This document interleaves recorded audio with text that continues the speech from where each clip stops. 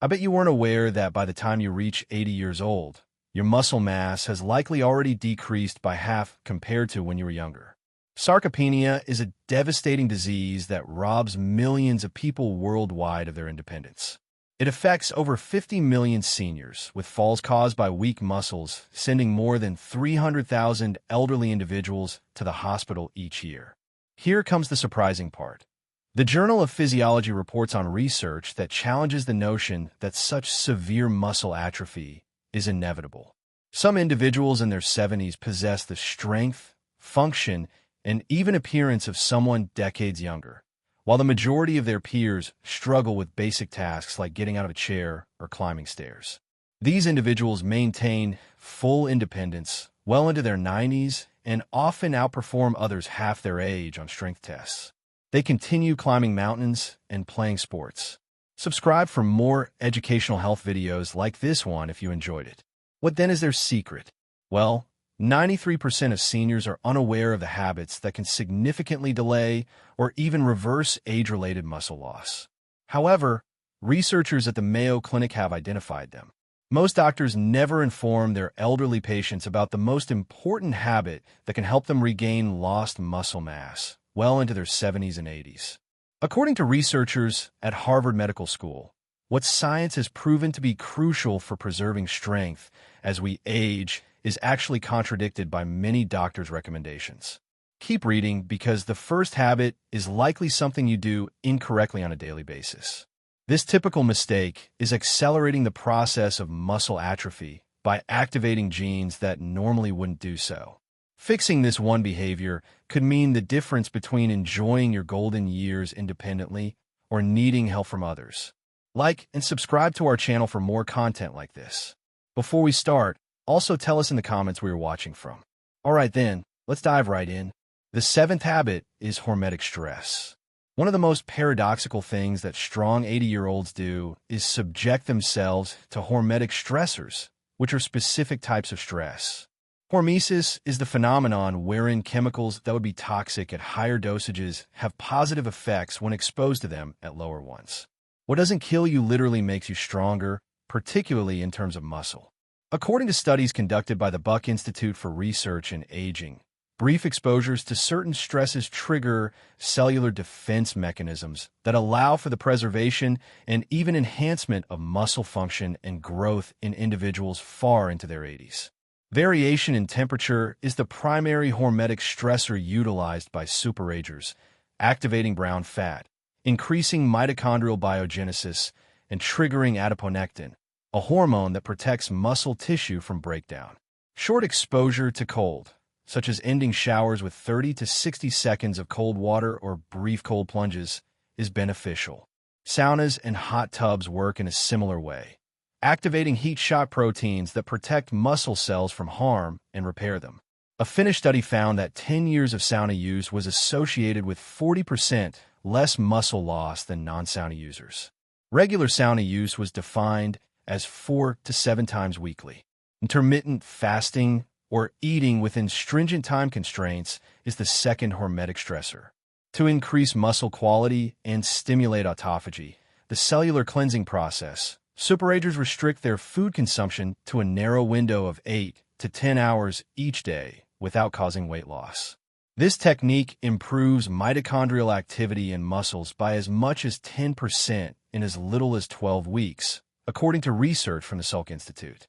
Muscle contractions, although transient and powerful, constitute the third hormetic stressor.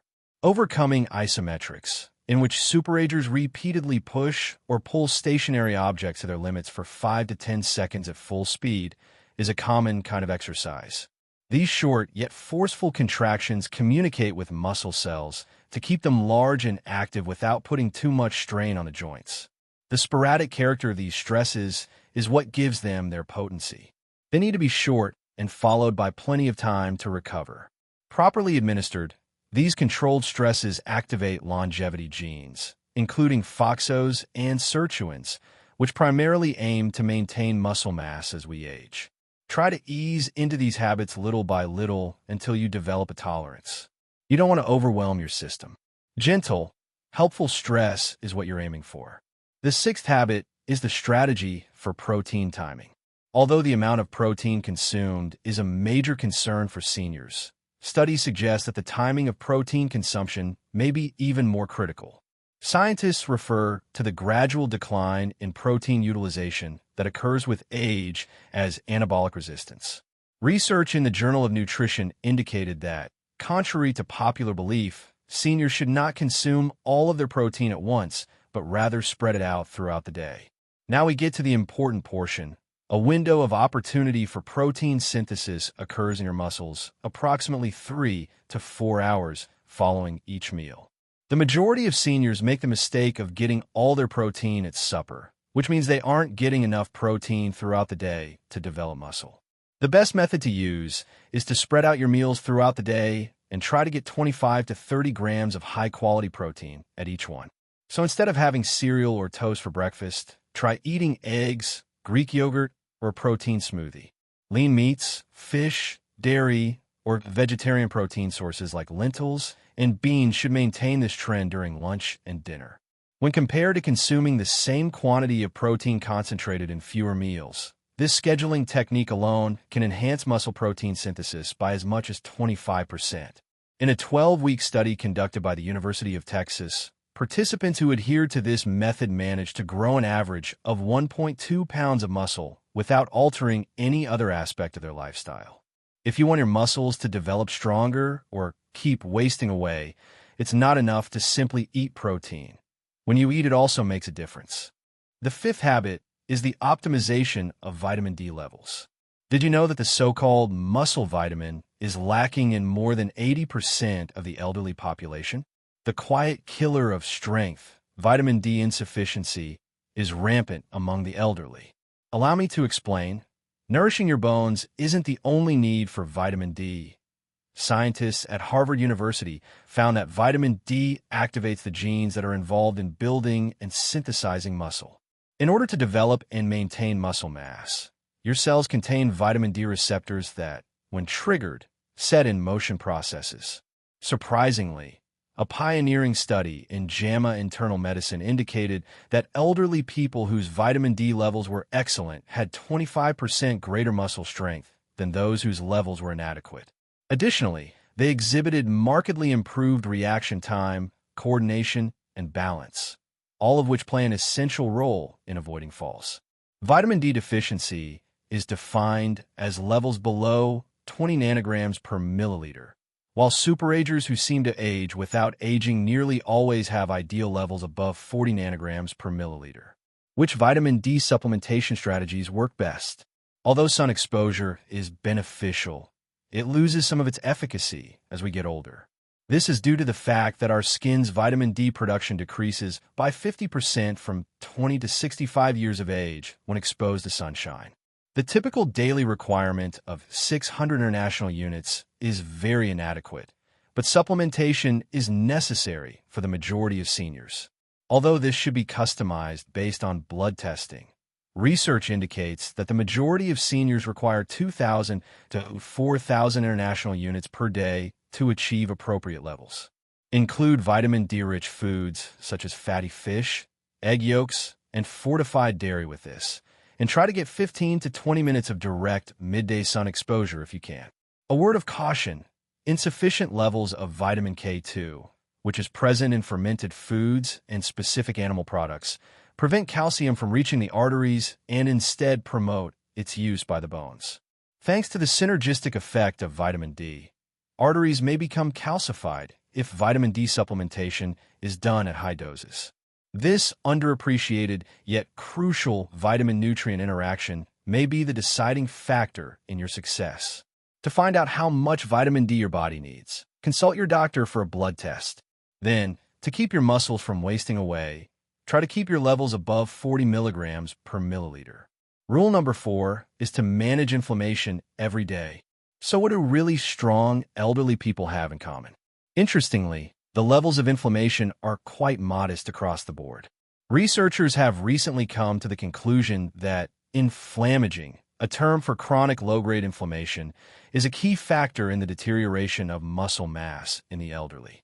Muscle protein is broken down at a rate higher than the body's ability to replace it due to this quiet inflammatory process. But that's not all. Inflammation inhibits the anabolic signals that ordinarily promote muscle growth in response to exercise and protein intake. According to a seminal study out of Tufts University, seniors whose inflammatory indicators were the highest lost muscle mass 3 times more quickly than those whose levels were the lowest, unrelated to their protein consumption or exercise routines. Certain anti-inflammatory tactics are used by superagers who retain their youthful strength, which the majority of seniors fail to notice. Their first priority is having a good night's sleep, which they achieve by going to bed at the same time every night and sleeping in a totally dark room. Loss of sleep can hasten muscle atrophy by increasing inflammatory cytokines by as much as 40%. Secondly, they pay close attention to the state of their digestive joints. Alterations to gut flora associated with aging are a direct cause of systemic inflammation, according to new studies out of the University of California. The diets of superagers include a variety of plant foods, 30 plus per week, fermented foods, yogurt, kefir, sauerkraut, etc., that include natural probiotics and a wide variety of fiber sources consumed daily. Thirdly, workout intensity is something they plan ahead for. Regular mobility is essential, but elders should avoid doing intense workouts because it might exacerbate inflammation. The average superager works out at a moderate level most days with brief, intense intervals sprinkled in once or twice a week. Last but not least, they regularly consume certain anti-inflammatory substances, such as omega-3 fatty acids, 2 to 3 grams per day from fatty fish or supplements, curcumin, turmeric, and polyphenol-rich foods, blueberries, green tea, and extra virgin olive oil. Researchers at the University of California discovered that inflammatory indicators can increase by as much as 29% in as little as 12 weeks due to age-related shifts in gut bacteria. An easy blood test that measures high-sensitivity C-reactive protein, HSCP, can help you keep tabs on inflammation. In contrast to the ordinary senior who has levels 3 to 5 times higher, superagers usually keep them below 1 milligram per liter. Principle 3 is taking a specific vitamin every day. Although the majority of dietary recommendations center on macronutrients such as protein, carbohydrates, and fats, superagers who have remarkable muscular strength pay close attention to particular micronutrients that aid in protein synthesis and muscle function. In order for your body to make the most of the protein you eat and the advantages of exercise, these essential nutrients serve as facilitators. If you don't have them, no amount of protein or exercise will prevent you from losing muscle mass. University of Vermont researchers have dubbed magnesium the forgotten electrolyte for muscle health. Thus, it naturally takes precedence. This mineral is essential for more than 300 enzymatic reactions that are involved in the functioning of muscles, and more than 70% of the elderly population is lacking in it. The American Journal of Clinical Nutrition published a study in 2021 that indicated seniors whose magnesium levels were adequate had 30% stronger grips and much higher physical performance than those whose magnesium levels were even slightly low. In addition to supplementing with magnesium in highly bioavailable forms like glycinate or threonate, superagers usually eat foods that are rich in magnesium on a daily basis, such as dark leafy greens, nuts, seeds, and dark chocolate. Creatine comes next. It's not reserved for novice bodybuilders. Compared to strength training alone, creatine supplementation considerably improved older adults' muscle mass, strength, and cognitive function, according to McMaster University in 2015. Muscle energy generation and water content in muscle cells can be enhanced with a daily intake of 3 to 5 grams, resulting in an anabolic environment. Next up is methylated B12, a B vitamin that get a lot of short shrift. Because stomach acid production declines with age, our body's capacity to absorb B12 also declines. Worse yet, proton pump inhibitors and metformin, 2 of the most widely used drugs, severely deplete this vital vitamin. Both neuronal function and the generation of energy by muscles are affected by deficit. The active form of cobalamin, methylcobalamin, is usually supplemented by superagers instead of the cheaper cyanocobalamin that is present in most multivitamins.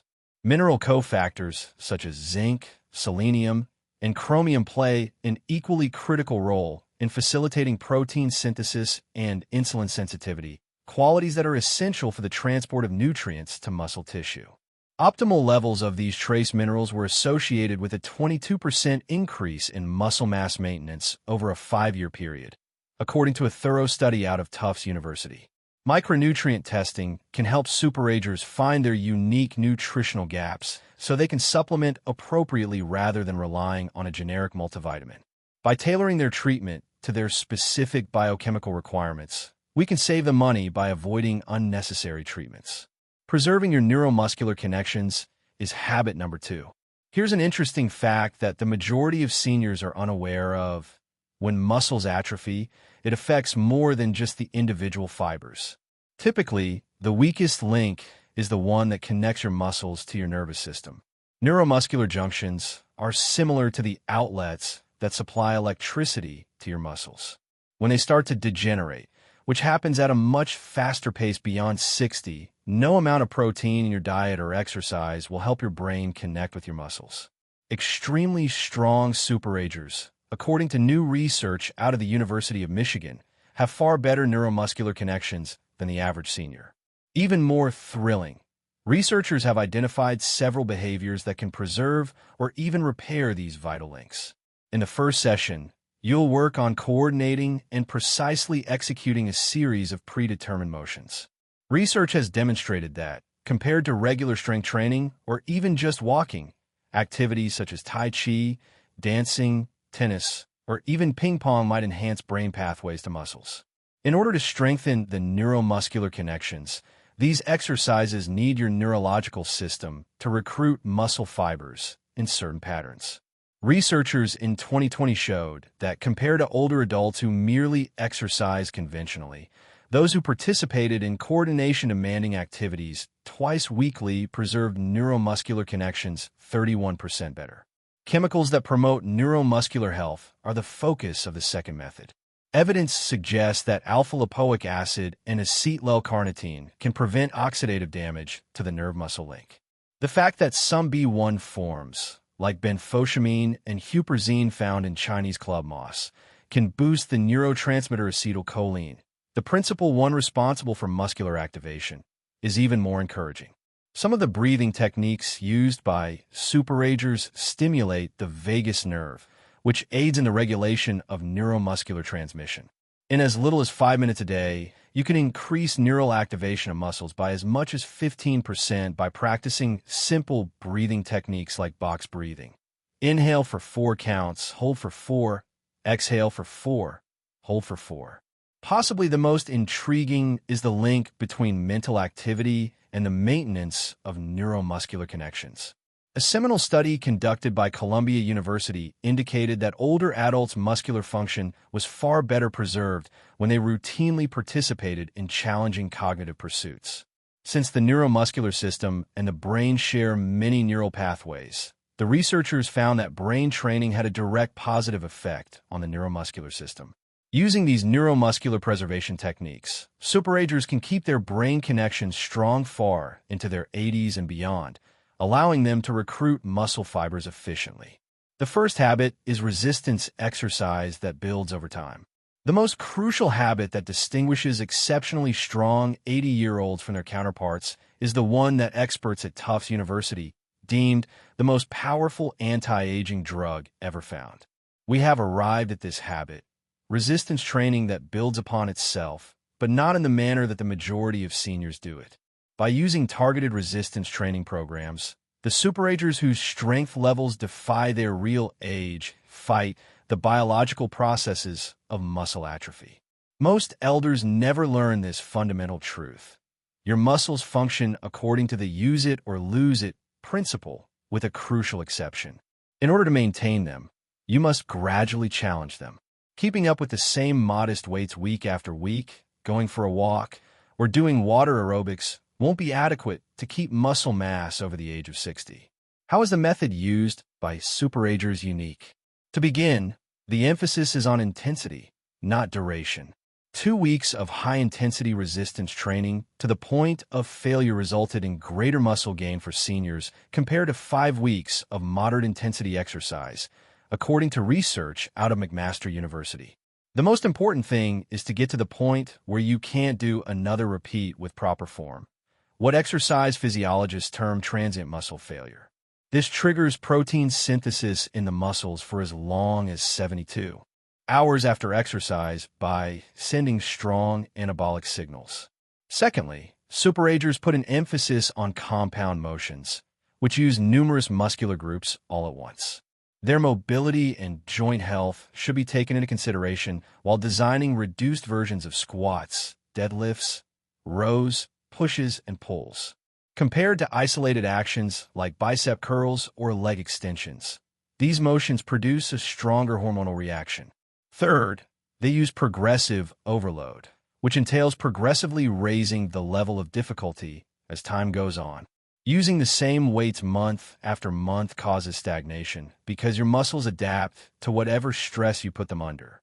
People who are superagers keep track of their workouts and push themselves to do a little bit more each time. As a fourth point, they put an emphasis on the eccentric or lowering parts of workouts, which are known to be helpful for strengthening the muscles of the elderly. Lowering the weights slowly puts more strain on the muscles without putting as much strain on the joints. Amazingly, this method works even for people who are running behind.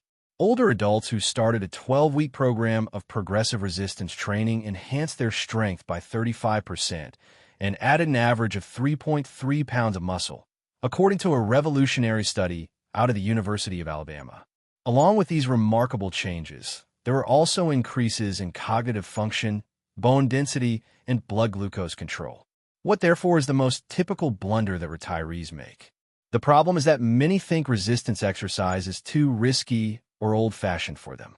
The true hazard lies in the fact that resistance training is essential to prevent further muscle loss, which in turn increases the risk of fragility, falls, and independence issues. Get into the habit of progressive resistance training if you only do one thing from this video. If you want to make sure you're doing everything correctly, see a trainer first, then work up to the intensity that's right for your fitness level. Achieving just 2 30-minute sessions per week can have a profound impact on how quickly you age.